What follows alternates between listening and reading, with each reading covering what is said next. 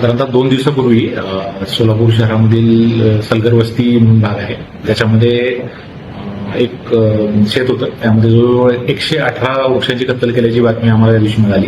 त्यानंतर त्या स्थळी आमचे कर्मचारी त्या ठिकाणी गेले. त्या ठिकाणी गाडीचे ड्रायव्हर असलेले सैफन मुजावर आणि त्यांना ज्यांनी सांगितलं होतं ते कॉन्ट्रॅक्टर, आमच्या माहितीप्रमाणे हे जे मोहन राठोड हे ते मला वाटतं झाडकट करणारे कॉन्ट्रॅक्टर होते.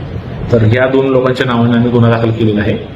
आणि अतिशय म्हणजे दुःखाची गोष्ट आहे की याच्यामध्ये जवळजवळ पूर्णतः देशी असलेले वड असेल, लिंब असेल आणि वेगवेगळ्या प्रकारचे जांभूळ असेल असे आपले देशी प्रकारचे वृक्ष होते आणि किमान 50 वर्षापेक्षा जास्त वय असलेले वृक्ष होते.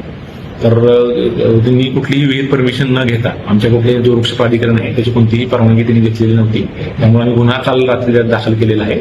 आणि त्याचबरोबर ऍक्च्युली हे कुणी घडून आणलं याच्यासाठी आम्ही ते संबंधित जे 2 लोक आहेत त्यांना नोटीस देणार आहे. जागेचे सातबाराचे मालक असतील त्यांना सुद्धा नोटीस इश्यू करू.